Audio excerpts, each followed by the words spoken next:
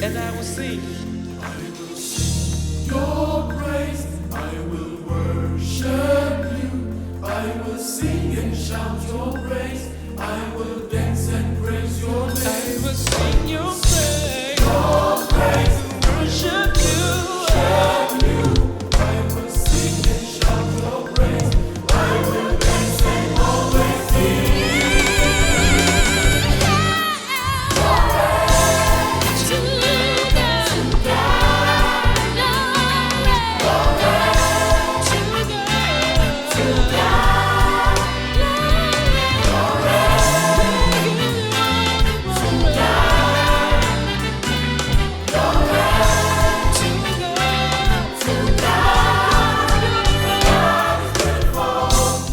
Bonjour, c'est ici la journée que l'Éternel a faite et nous nous réjouirons, nous nous égaillerons en elle.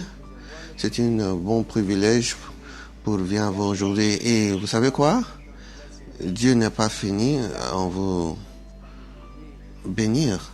Et c'est pourquoi vous entendez la parole de Dieu aujourd'hui et j'ai confiance que il y aura une nouvelle révélation téléchargée dans votre esprit parce que la parole de Dieu est fraîche et vivante toujours. Et sur cette émission, la dévotion glorieuse, nous passons le temps regardant la parole de Dieu. Hier, nous avons parlé des gens qui a introduit Jésus. Il leur a dit, voici l'agneau de Dieu qui ôte le péché du monde. Jean avait son identité bien compris et lorsqu'il introduit Jésus, il l'a introduit en parlant de son identité et il a appelé Jésus l'agneau de Dieu. Vous pouvez ne comprendre cela aujourd'hui. C'est très grave. Dans le temps de Jésus, on avait adoré dans le temple et pour avoir leur péché expié, pour avoir l'expiation pour leur péché, pour avoir la miséricorde de Dieu, il fallait aller au temple pour offrir des sacrifices, peut-être un oiseau, et l'animal est tué et immolé, et après ça, le répond du sang de l'animal couvre le péché du gens afin qu'ils aient la faveur de la part de Dieu pour être agréable à Dieu. Donc, lorsque Jean a dit voici l'agneau de Dieu, il dit voici celui qui sera immolé, qui sera tué. Quelle introduction! Et lorsqu'il est tué, il va ôter le péché du monde. En d'autres mots, par l'effusion de son sang, les péchés du monde seront réglés. Et quelle introduction! Vous savez, Jean a dit ces mots, mais les gens ne leur ont point compris. Parce que s'ils ont compris, tout le monde va suivre Jésus. S'ils ont compris, il n'y aurait pas de confusion lorsqu'ils étaient cloués à la croix, lorsqu'ils devaient mourir. Les gens n'auraient point dit, si tu es le Fils de Dieu, descends du croix. Mais ils n'ont point compris ce que parlait Jean.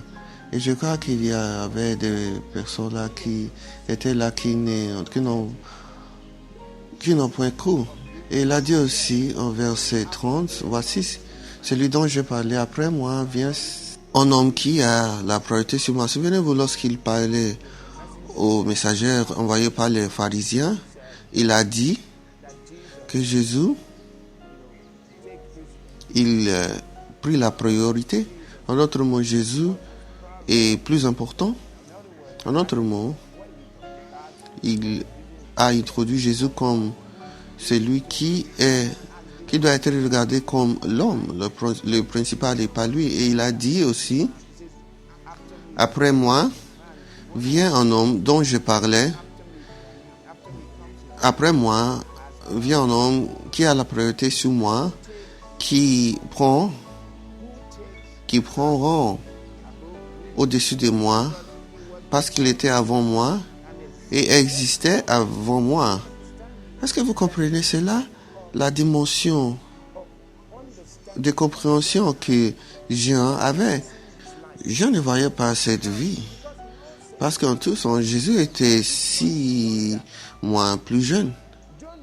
Jean connaissait qu'il était venu de quelques places pour accomplir le dessein de Dieu sur la terre. Et voici ce qu'il a dit là-bas. Comprenez ceci, soulignez le mot principal ici. Il a dit, qui a la priorité sur moi? Peut-être peu importe peut dire cela, mais voyons ceci. Qui prend rang au-dessus de moi? Ok, peut-être on peut dire, il veut s'humilier, mais continuons. Parce qu'il était avant moi et existait avant moi. Donc si vous regardez cela, dans le naturel, c'est pas vrai. Parce que Jean était conçu, était né 6 mois avant Jésus. Mais Jean disait ici, il était avant moi. Et il dit aussi, il existait avant moi. En autre mot, je parlais de quelque chose qui est dehors de ce monde. Jusqu'à ce que nous voyions des choses de la perspective de Dieu, nous allons faire des erreurs. Nous allons avoir notre priorité confuse. Jean ne regardait pas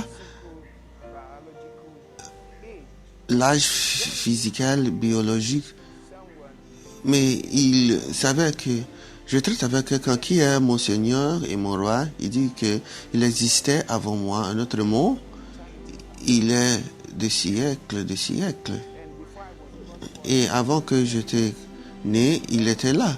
Jean avait une perspective de la surnaturelle que beaucoup de nous sont aveugles.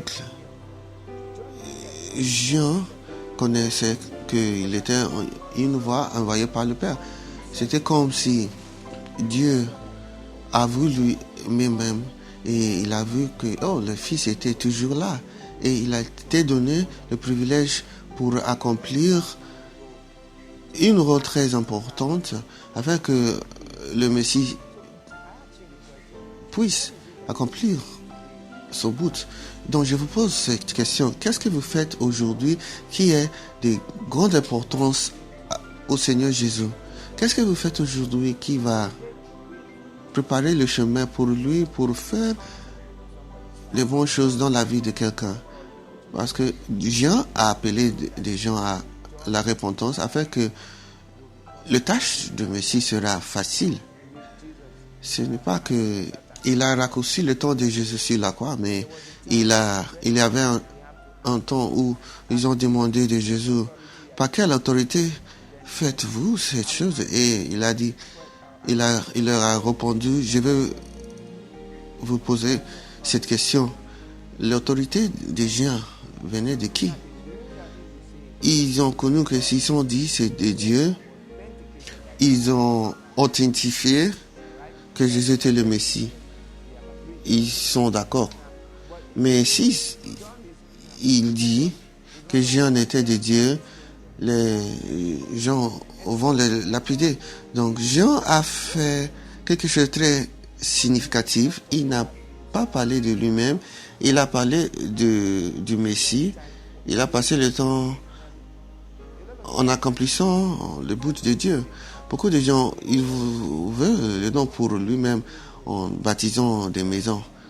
Toutes ces choses passeront.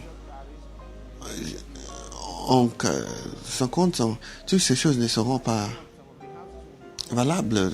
Les maisons peut être renversées et il y aura les autres maisons.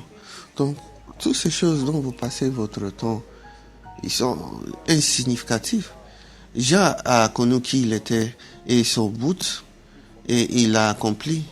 Est-ce que vous accomplissez l'agenda de Dieu pour vous? Si vous n'avez pas donné votre vie à lui, vous ne pouvez pas accomplir cela.